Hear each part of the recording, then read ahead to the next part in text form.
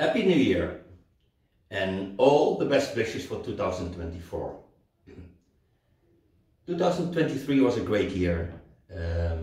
One of the highlights, I joined the NPSF, so I got the Dutch Pencaksilat Federation, so I have a much bigger range to reach people. And I already organized a big event, the Kumpulan Pencaksilat. What is not only about Pencaksilat, because people who know Pencaksilat, they also know that the mental, spiritual part, spirituality, but also the Kris, the Tosan Aji, the Kris Pusaka, what is not a weapon, it's above a weapon. It's a spiritual thing, and all the data, all the things to keep all those beautiful artifacts alive by giving them sajen offerings and treating them like something holy. That's the complete culture of Indonesia. It's bigger, you know. Try to understand that the Indonesian culture is more holistic. Everything belongs to each other. In Europe, it's more separate. In Dutch, they call it polder model. So you see, like Pencaksilat is martial arts, and you've got things like meditation, yoga. It's all separate. Like the human body, if you're ill, according to the Asian way of looking at a body, it's complete. So it could be that you've got stress on your work and that you get ill from stress. You got, let's say, headache or problems with your neck. They send you to a doctor to give you massage, pijit, to lose the stress. But that's the big difference between Asia and Europe. In Europe, everything is divided, and in Asia, things are more holistic.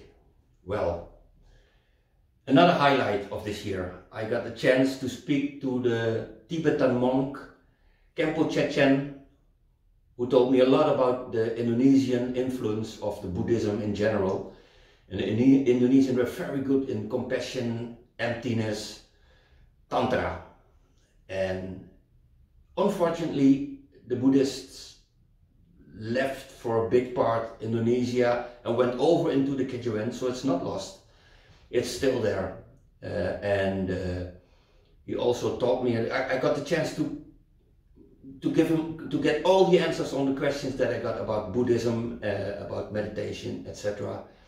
I also been to Indonesia. I've been speaking to 4 professors about the Kujang, about spirituality, Javanese spiritual traditions, etc., etc. And not only the Kris can be a Pusaka, but also the Golok can be a Pusaka.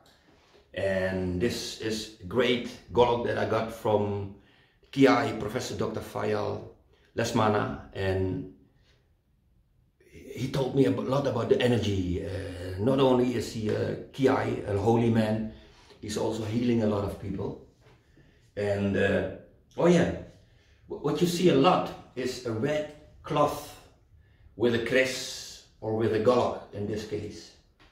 The red cloth stands for spirituality, so it means that it's loaded, that there is a spirit inside of the object.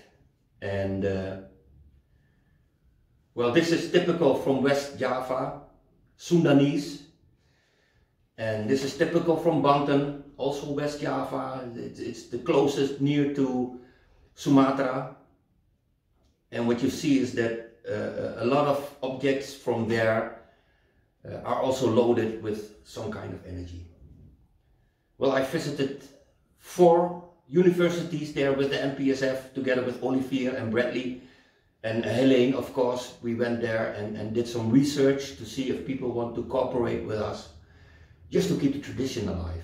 You know, there was an article in the newspaper of Madura. They called us cultural activists, and that's correct. I'm a cultural activist. Some people think because I talk a lot about the Kris that I'm a specialist about the Kris, and you have to understand I'm interested in the culture.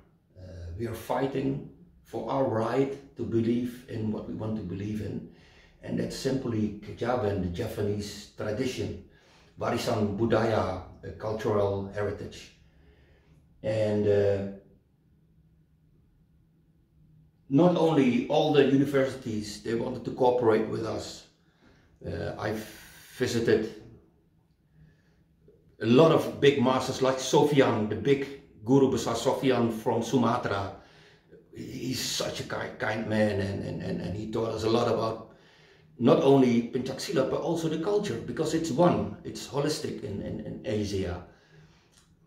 We visited West Java, East Java, Madura. I've been to the Palace of Sumenep, where my grandfather comes from.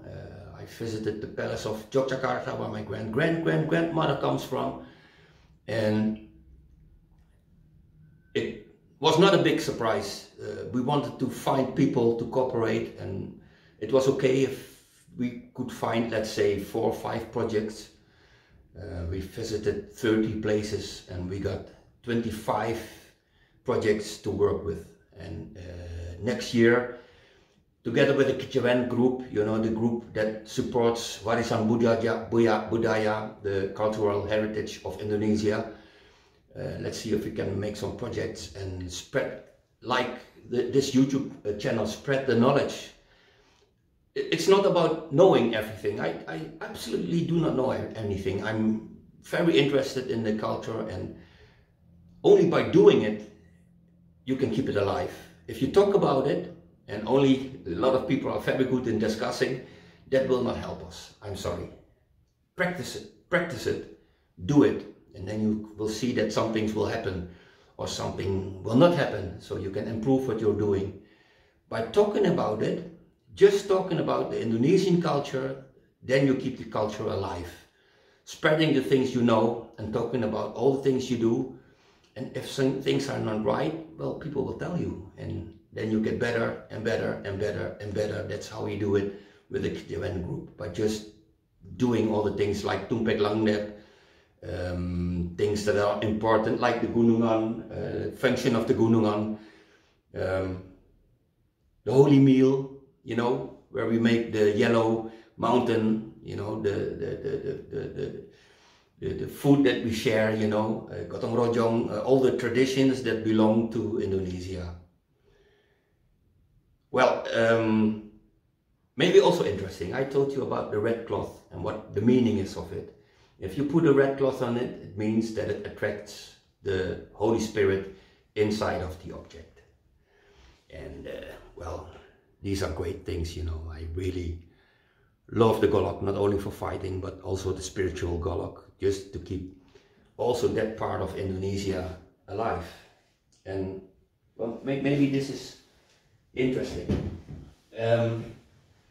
I also been to some very important temples like the Candi Ceto or the Candi Suku. And this is from the Candi Suku. And if you enter a temple, they ask you to use this and use the sarong, wear the sarong before you enter the holy temple. And maybe explain a little bit about what this is. This is, they call it polong. Polong is actually the Indonesian, let's say, yin-yang. You know, the opposite things. There is no light without dark. There's no sun without the moon. There's no female without male. There's no good without bad. And if you're having good times and you're only having good times, then it becomes normal. It's not good anymore.